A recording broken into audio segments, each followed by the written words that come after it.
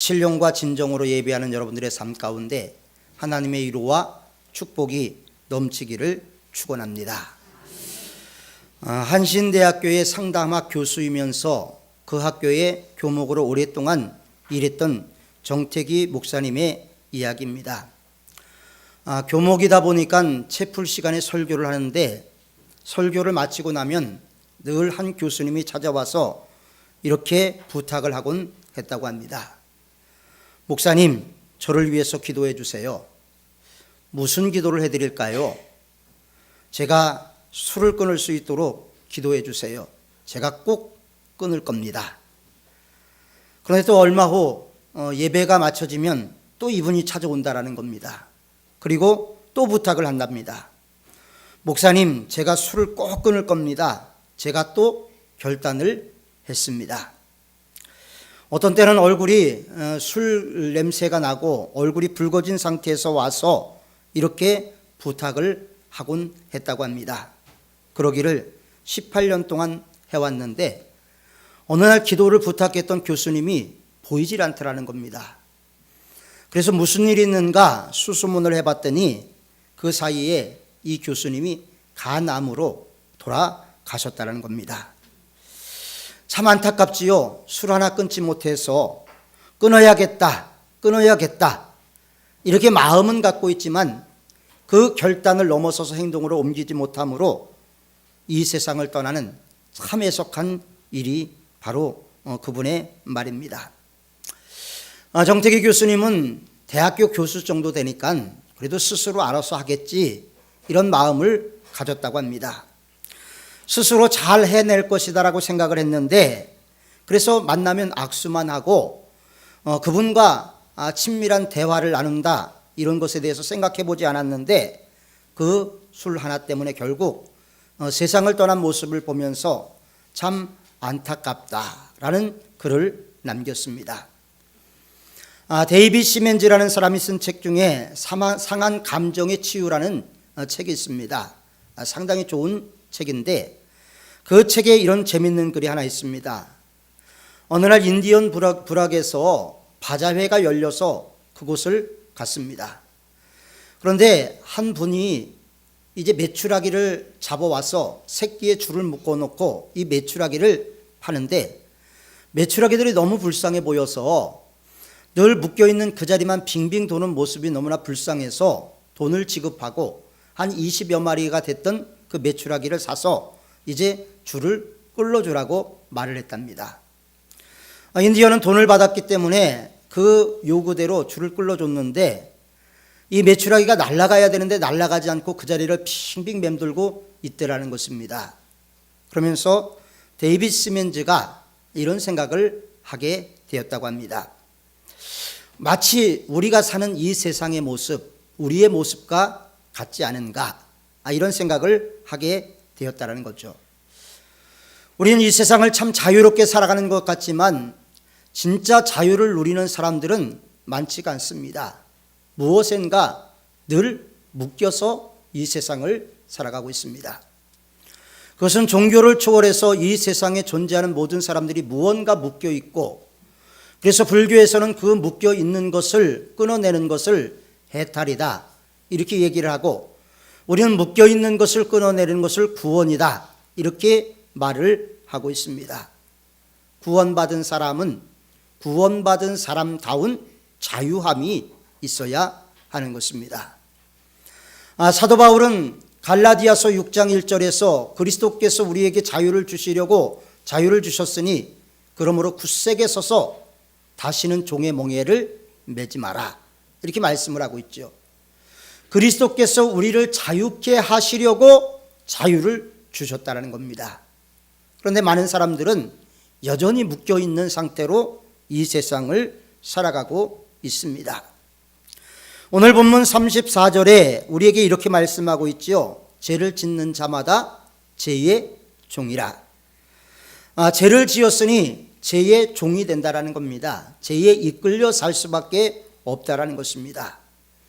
죄를 지어서 죄의 종이 됐으니 종이 된 사람이 어떻게 자유함을 누릴 수가 있겠느냐 이렇게 말씀하고 있는 거죠. 옛 생활, 그 다음에 옛 습관, 그리고 옛 사고방법을 그대로 가지고 있고 그리스도 예수를 믿는다라고 말은 하지만 그렇기 때문에 자유함을 누리지 못합니다. 그래서 죄를 짓고 다시 그 수렁에 빠지게 되는 것을 보게 됩니다. 1994년에 경주 문인협회에서 몇 사람을 초대해서 강강차를 대절해서 경주를 방문했던 적이 있었습니다. 강강차 뒤에서 소설가 김재찬이라는 분과 한양대학교 윤석산 교수 이렇게 모여서 얘기를 하고 있는데 그분들이 술을 마시고 있었어요. 그런데 문예사조의 주관으로 있었던 민영환이라는 분이 거기에 오더니 술을 같이 나눠 먹게 달라고 얘기를 했어요. 거기 있는 사람들은 그 상황도 모르고 술을 줬는데 술을 마시다 보니까 이분이 담배까지 피게 됐어요. 그리고 6개월 만에 이 세상을 떠났습니다. 암 환자였던 거예요. 암 환자였음에도 불구하고 자기 몸을 관리하지 못하고 그 유혹에 넘어감으로 결국 이 세상을 떠나게 되고 그 모습을 보면서 제 스스로 참 인생이 허무하구나 이런 생각을 갖게 됐고 제가 예수님께 나가는데 어떤 영향력을 행사했던 것 같습니다. 그분의 죽음을 보면서 제가 경주문학 14호 경주문인협회에서 발행하는 그 책에 난초라는 시를 썼습니다. 밤을 펼쳐 읽다 세상 일이 시들하면 부질없는 한 그루 목숨 이끌고 뜰에 선다. 잎잎에 어둠을 녹이는 난 한 촉을 보기 위해. 참 인생의 허무함을 느끼게 됐고 그 당시 때 난이라는 것은 무엇인지 제가 이야기를 하지 않았지만 제 마음속에 무엇인가 영적인 갈급함이 있었고 그것을 찾기를 원했던 마음을 표현하고 있었던 것입니다. 많은 사람들이 결단을 합니다. 내가 이렇게 살면 안 된다.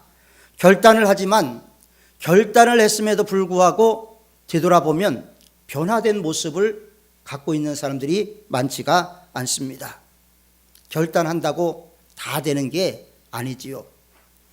가끔 어떤 분들이 와서 이런 질문을 합니다. 목사님, 새벽 예배하는 것 힘들지 않으세요? 목사님도 새벽 예배 안 나오고 싶은 날이 있지 않으세요? 이렇게 질문을 합니다. 그런데 그런 질문을 하고 한 분이 거기다 덧붙여서 이런 말을 했어요. 저는 새벽 예배 나가기 위해서 피곤하지만 내일은 내가 꼭 새벽 예배 나가야지 결단을 하고 잠자리에 든다고 합니다. 그런데 아침에 일어나 보면 완전히 꽝이 되어 있더래요. 새벽 예배 나가야지 생각하고 알람도 맞춰놨는데 자다 보니까 너무 피곤해서 무의식적으로 알람을 눌러놓고 다시 잠이 들게 되더라는 것입니다. 그래서 그 다음날 또 결단을 한대요. 내일은 새벽 예배 꼭 나가야지. 그런데 또 역시 그래서 결단 자체가 무효가 되더라. 이렇게 이야기를 하신 분이 있습니다. 결단하면 무엇합니까? 결단한 것이 내 삶에 외부로 표출되고 그것이 외부 사람들에게 영향력을 미쳐야 되고 그것이 나의 변화로 이끌어내야지만이 진정한 변화라고 이야기할 수가 있는 것입니다. 예수님은 우리에게 그렇기 때문에 우리가 연약하고 우리가 부족하기 때문에 결단해라 이렇게 말씀하지 않습니다. 너희가 교회에 나올 때 답을 갖고 나오라도 말씀하지 않습니다. 왜? 문제 갖고 나오라는 것이지 답을 갖고 나오라고 말씀하지 않습니다. 그리고 우리에게 결단을 요구하기보다는 예수님께서는 내 말이 너희 안에 거하면 이렇게 말씀하고 있어요. 예수님의 말씀이 우리 안에 거한다는 것은 무엇입니까? 성경 66권의 말씀 한 구절 한 구절이 내 마음속에 내 생각 속에 내 심령 속에 각인되는 것을 말하고 있는 것입니다. 하나님의 말씀이 내 안에 살아있는 것이죠. 글자로 살아있는 것이 아니라 내 안에 살아계신 하나님의 말씀으로 신비로 내 안에 살아있는 것이 바로 내 말이 너희 안에 거하면 이라는 말씀이 되는 것입니다. 우리가 많이 결단했지요. 많이 결심했습니다. 많이 맹세했습니다. 그런데 되돌아보면 어떻습니까? 너무나 쉽게 무너져 있는 자신을 발견할 수가 있습니다. 그런데 오직 하나, 내 말이 너희 안에 거하면, 하나님의 말씀이, 예수 그리스도의 생명의 말씀이 우리 안에 살아있으면 분명히 우리가 변화가 될 수가 있게 되는 것입니다. 우리가 예수님을 아는 것은 그래서 너무나 중요합니다. 내 안에 있는 말씀이 나를 변화시키고, 내 안에 있는 말씀이 나로 승리하게 하고, 내 안에 있는 말씀이 나로 하여금 다른 사람들에게 위로자가 되게 만들어 주는 겁니다. 그런데 내 안에 말씀이 없어요. 내 안에 말씀이 없다 보니까 하나님의 은혜가 없습니다. 하나님의 은혜가 없으면 없을수록 우리들의 마음은 강팍해질 수밖에 없어요. 완악해질 수밖에 없어요. 왜 우리가 그렇게 갈급하게 하나님의 말씀을 사모해야 하는가? 그것은 하나님의 말씀만이 우리의 삶을 평안한 길로 인도하실 수가 있기 때문입니다. 그래서 우리가 말씀을 잘 들어야 되고요, 말씀에 대한 관심을 많이 가져야 됩니다. 내 말이 너희 안에 거하면, 그렇기 때문에 설교도 그냥 한 귀로 듣고 한 귀로 흘리면 안 되는 것입니다. 하나님의 말씀이 내 안에 있으면 그 말씀이 나를 움직이기 때문에 그 말씀 따라 사는 삶이 바로 축복의 삶이 되게 되는 것입니다. 그런데 어떤 분들은 설교를 듣고 나면 글쎄 옳시다, 영 강감하지요. 반응이 없습니다. 할 건가 말 건가 이렇게 질문을 하면 아유 알았다니까요, 그래 놓고 그것으로 또 끝이 나고 맙니다. 그냥 이해하고 순종하고 가면 쉬울 길을 꼭 매맞고 가는 사람들이 있어요. 어렵게 가는 분들이 있어요. 하나님과 함께 가면 그 길이 아무리 험한 길이라도 쉽게 갈 수 있음에도 불구하고 고집이 쉬운 길도 나 혼자 가려고 고집하다가 어렵게 가는 분들이 종종 있음을 보게 됩니다. 말씀을 그대로 받고 말씀을 그대로 믿고 말씀을 그대로 순종하면 참 자유가 말씀 안에서 생겨나게 되는 것입니다. 우리가 요한복음 15장은 너무나 유명한 비유죠. 예수님께서 포도나무 비유라고 알려진 말씀을 우리에게 하셨습니다. 나는 포도나무요 너희는 가지니, 이렇게 말씀하고 있습니다. 자 보십시오. 가지가 있어야지 열매를 맺게 되죠. 그러니까 가지의 역할은 뭐냐면 열매를 맺는 것입니다. 우리가 가지라면 반드시 열매를 맺어야 되는 것이죠. 어떤 열매를 맺어야 되는가? 그것을 갈라디아서에서는 9가지 열매로 얘기를 하고 있고, 이러한 열매를 금지할 법이 없다라고 이야기할 정도로 우리가 반드시 꼭 맺어야 될 열매임을 성경은 우리에게 설명하고 있습니다. 그런데 열매를 만들기 위해서는 가지가 나무에 붙어서 나무의 진액을 받아야 되는 거예요. 나무로부터 진액을 공급받지 않으면 그때부터 그 가지는 죽은 가지가 되는 거예요. 그 가지에 붙어 있다고 해서, 나무에 붙어 있다 해서 그 가지가 반드시 살아있는 것이 아니라는 것을 우리는 분명히 알아야 됩니다. 진액을 받아야지 살아있는 나무가 되는 것이죠. 그와 마찬가지로 우리가 예수 그리스도 안에서 예수 그리스도의 진액인 말씀을 섭취하고 그 말씀이 우리를 이끌어가고 말씀이 우리를 지배할 때 우리가 반드시 승리하는 삶을 살아갈 수가 있게 되는 것입니다. 하나님은 우리가 승리하는 삶을 살아가도록 다 주셨어요.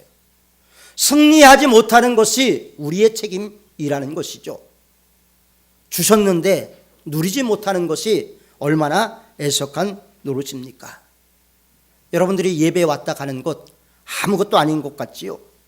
시큰둥하게 왔다 그냥 앉아있다 가는 것 같지요. 공치고 가는 것 같지요. 어느 때는 졸다가 가는 것 같지요. 그럼에도 그 가운데서 하나님의 말씀이 역사를 합니다. 옛날 저희 어렸을 때 저희 아버지가 콩나물을 늘 집에서 키웠는데 늘 주로 물을 주잖아요. 자주 물을 줍니다. 다 흘러내리지만 콩나물이 자라지 않습니까? 그것과 마찬가지로 한 주도 빠지지 않고 예배에 참석하는 것은 우리가 예수 그리스도로부터 진액을 받는 것이요, 예수 그리스도로부터 생명을 공급받는 것이요, 예수 그리스도로부터 생명이 계속 유지되고 있는 것을 확인하는 것입니다. 그래서 꼭 해야 되는 것이죠. 예배는 선택이 아닙니다. 필수예요. 학교에서 대학을 들어가면 선택 과목과 필수 과목이 있습니다. 선택 과목은 F가 나도 학점이 되면 졸업을 할 수가 있어요. 그런데 필수 과목이 F가 나면 반드시 재수강을 해야지만이 졸업을 할 수가 있게 됩니다. 필수라는 것은 내가 선택하고 싶어서 선택하는 것이 아니라 반드시 해야 되는 것이죠. 우리 신앙생활도 마찬가지입니다. 그러다 보니까 어떤 사람들은 한 주를 빠져요. 한 주를 빠지다 보니까 뭔가 좀 허전해요. 두 주를 빠집니다. 횡한 게 생겨요. 뭔가 허전함이 생깁니다. 그러다가 한 달 빠지면 이상한 징조가 생기죠. 그러다가 계속해서 마음이 삭막해지고 거칠어지게 됩니다. 화를 내게 됩니다. 넌 크리스찬이 되어버리고 맙니다. 왜 그럴까요? 진액을 공급받지 못하기 때문입니다. 하나님으로부터 오는 진액이 우리 안에 있어야지 우리가 영적인 삶을 살아갈 수 있는데, 진액을 공급받지 못하다 보니까 영적인 삶을 살도록 부름받은 우리가 영적인 삶을 살지 못하고 육적인 삶을 살고 마는 것입니다. 하나님의 말씀을 우리가 탐구해서 알아지는 건 아니죠. 하나님의 말씀은 우리가 기도하고 그 말씀의 진리를 깨닫기 위해서 기도할 때 말씀이 나로 하여금 나를 사로잡아서 깨우치게 하는 것입니다. 그래서 32절에 보면 진리를 알지니 진리가 너희를 자유케 하리라. 진리를 알지니 진리가 우리를 자유케 하리라. 진리가 뭡니까? 예수 그리스도 아닙니까? 예수 그리스도께서 우리에게 자유를 주시겠다라고 말씀을 하고 있는 것입니다. 내 의지, 내 철학 아무것도 아닙니다. 예수 그리스도로 말미암아 받아들인 그 진리가 나를 자유롭게 만들어 주는 것입니다.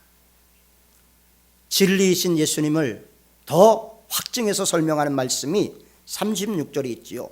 더 구체적으로 말씀하고 있습니다. 아들이 너희를 자유케 하면 너희가 참으로 자유하리라. 아들이라는 단어가 들어갔어요. 이 아들이 누굽니까? 예수님이지요. 예수님이 우리에게 자유를 주시는 거예요. 묶여있는 것을 풀어주시고 우리들로 하여금 구원을 이루게 하고 계시는 것입니다. 그럼에도 불구하고 그 구원의 기쁨을 누리지 못하고 메추라기처럼 그 자리를 뱅뱅 돈다라는 것은 믿음이 없는 행동이 아니고 무엇이겠습니까? 이 말씀이 우리들의 마음속에 살아있어야 되죠. 내 결심, 내 결단이 아니라 그리스도 예수님 한 분이면 충분하다는 것을 우리가 각인할 때만이 우리가 진정한 자유를 누릴 수가 있어요.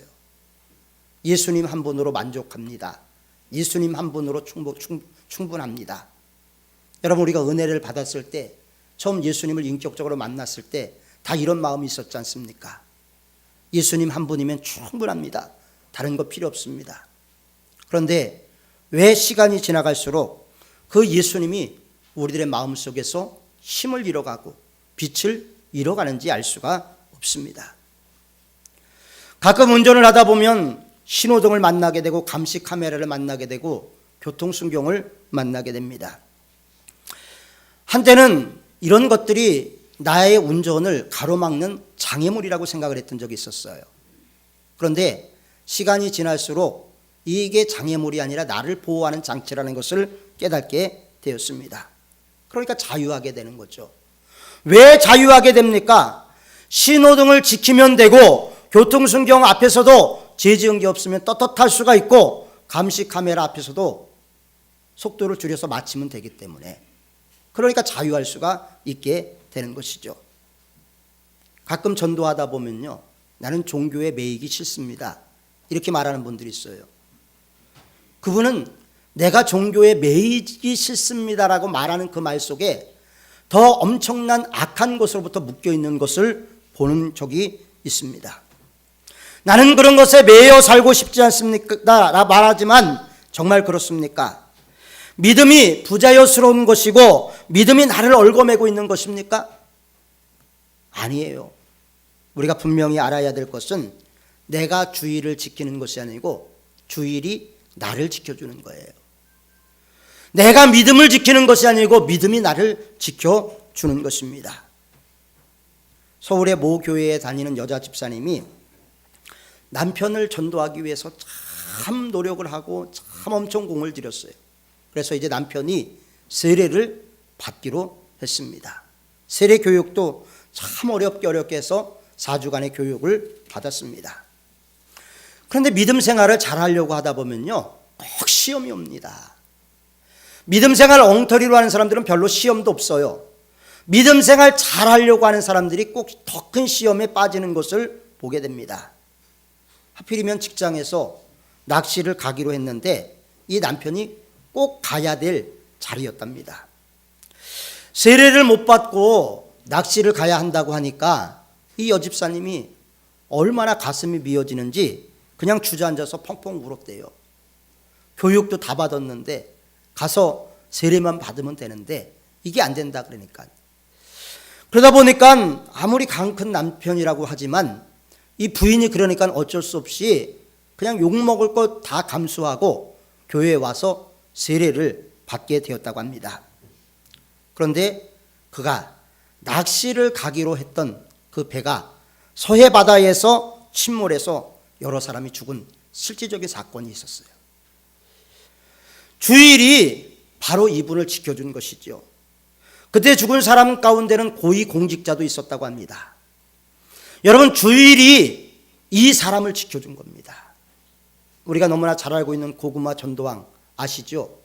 그분이 주일날 부인과 함께 놀러 가다가 교통사고가 나갖고 거의 죽다 살아난 사람 아닙니까? 그분은 그 이후부터 철저하게 믿음 생활을 하고 고구마 전도왕이라는 별명까지 붙지 않았습니까? 우리의 믿음이 진정 하나님이 보시기에 어떤 믿음인가 하는 것을 우리가 점검해 봐야 돼요. 여러분들의 믿음은 어떻습니까? 여러분들은 하나님을 어떻게 믿고 어떻게 섬기고 계십니까? 전능하신 하나님이라고 이야기는 하고 무수불능하신 하나님이라고 이야기는 하지만 우리가 진짜 전능하신 하나님이라고 믿고 있습니까? 무소불능하신 하나님임을 믿고 있습니까? 이 우주 만물을 지으신 분이 하나님이라고 우리가 말로는 고백하지만 우리의 삶 가운데서 진정 개미 한 마리를 보고도 이것이 하나님의 작품이라고 생각하면서 살고 계십니까? 우리가 무엇을 바라보면서 신앙이 어떤 해석을 하느냐는 것은 상당히 중요합니다. 직원이 한 2,000명 정도 되는 기업을 운영하는 집사님이 계시는데 이 집사님 회사에 목사님이 신방을 갔습니다. 직원들에게 이 사장님이 자기 목사님을 소개를 하는데 이렇게 소개를 했대요. 우리 목사님은 참 위대한 목사님입니다. 왜 위대하시냐? 제가 오랫동안 담배를 끊지 못해서 건강에 문제가 생겼는데 그게 안 끊어지더라는 거예요. 못 끊어지더라는 거예요. 자기 마음대로 안 됐는데 어느 주일날 목사님이 그리스도인의 자유에 대해서 설교를 하시는데 얼마나 큰 은혜를 받았는지 그 말씀에 푹 빠져서 그 말씀에 경청을 하다 보니까 그 이후에 담배가 저절로 끊어지게 되더랍니다. 담배를 피고 싶다는 생각도 없어지더랍니다. 너무나 신기해서 그 다음부터는 자기 목사님을 아주 위대한 목사님이라고 소개를 한다는 것입니다. 여러분, 우리가 내 의지로, 내 결단으로, 내 노력으로, 내 철학으로 올바른 믿음 생활할 수 있습니까? 예수 그리스도와 영적인 관계를 유지할 수 있습니까? 절대 불가능합니다. 누구든지 나를 쫓아오려거든 자기 십자가를 지고 나를 쫓으라. 자기 십자가를 지고 예수님을 쫓는 자만이 참다운 제자라는 겁니다. 십자가라는 것이 무엇입니까? 죽음이죠. 나는 없고 예수님만 있다. 나는 죽고 나는 예수님으로 산다. 이것을 말하는 것이 십자가입니다. 우리가 그냥 이야기하는 십자가, 너무나 우리가 단순하게 쉽게 이야기하는 십자가지만 그 십자가에는 예수님이 못 박힌 것이 아니라 예수 그리스도와 함께 내가 못 박혀야 할 십자가인 것입니다. 그럴 때 내 심령에 은혜가 있게 되는 것이죠. 내 안에 하나님의 은혜가 충만하게 되는 것입니다. 여러분들은 예수님을 어떻게 알고 계십니까? 여러분들은 예수님을 어떻게 믿고 계십니까? 아는 것과 믿는 것은 분명히 다릅니다. 당시의 유대인들은 예수님을 잘 알았습니다. 목수의 아들 마리아의 아들 요셉이 아니냐? 목수의 아들 요셉의 아들이 아니냐? 그의 누이를 알고 그가 어떻게 살아가는 것 우리가 잘 안다. 그는 갈릴리 사람이라 다 외형적인 것을 안다라고 그들은 말을 했어요. 여러분, 그들이 진정 예수님을 안 사람이었을까요? 유대인들이 예수님을 진정으로 안 사람들이었을까요? 예수님의 제자들도 예수님에게 뭐라 그랬습니까? 엘리야라고도 말하고 선지자라고도 말하고 이렇게 얘기해서 더러운 세례 요한이라고도 말한다, 이렇게 이야기를 했지 않습니까? 외형적으로만 예수님을 안 거예요. 외형적으로 예수님을 알다 보니까 예수님의 실체, 예수님에 대한 깊이 있는 알미 당시 사람들에게 없었던 것입니다.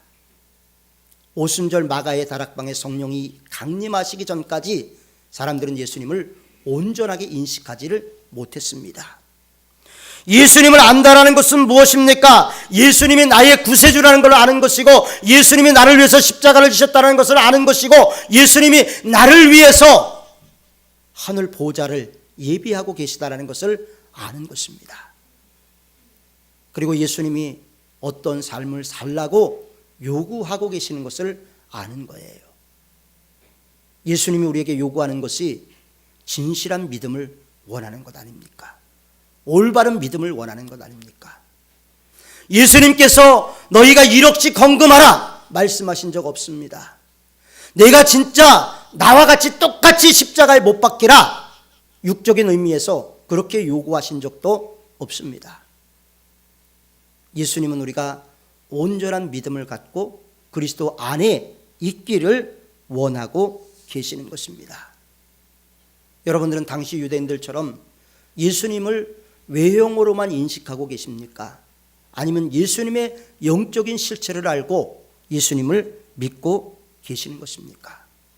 외형적으로 아는 것과 내적으로 아는 것은 분명히 다르죠. 예수님은 우리를 위해서 모든 것을 내어주셨습니다.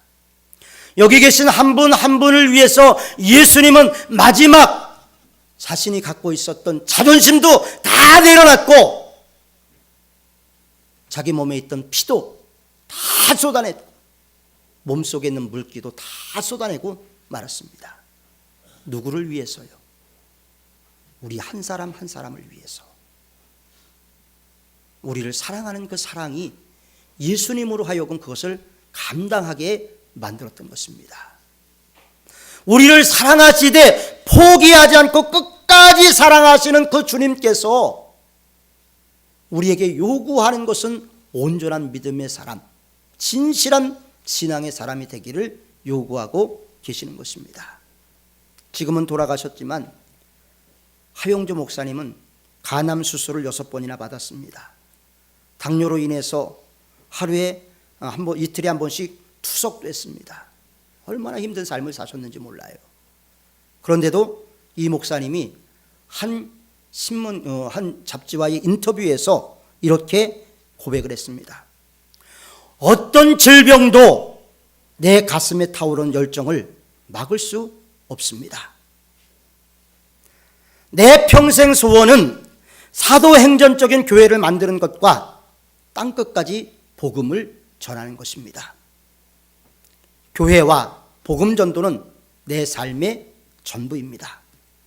이것을 위해 내 건강, 내 인생을 바꾼다 해도 전혀 후회가 되지 않을 것입니다. 이 지구상에 한 사람이라도 더 예수 그리스도를 만날 수 있도록 전할 수 있다면 나는 어떠한 대가라도 지불할 것입니다. 이게 믿음의 사람 아닙니까? 나는 나이 먹었으니까 교회 일도 안 해. 나는 나이 먹었으니까 전도도 안 해. 나는 나이 먹었으니까 편안한 믿음 생활해야지.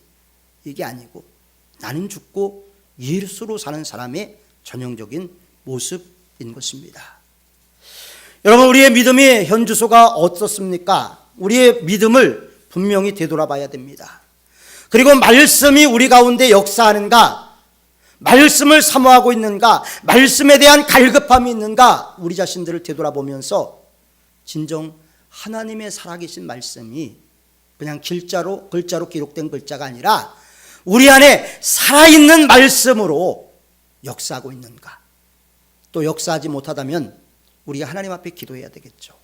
하나님의 말씀이 내 안에 살아있기를 원합니다. 하나님의 말씀이 내 안에서 역사하기를 원합니다.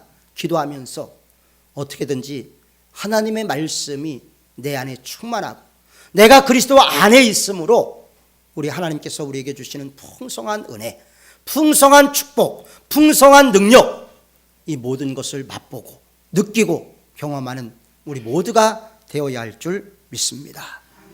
기도하겠습니다. 사랑이 많으신 하나님 아버지, 우리의 마음속에 예수님의 말씀이 살아있기를 원합니다. 진정 기록된 말씀이 우리 가운데서 레마의 말씀으로 살아있을 수 있도록 하나님의 말씀 한 구절 한 구절이 우리의 심령을 울리는 아름다운 음악처럼 다가올 수 있도록 도와주옵소서.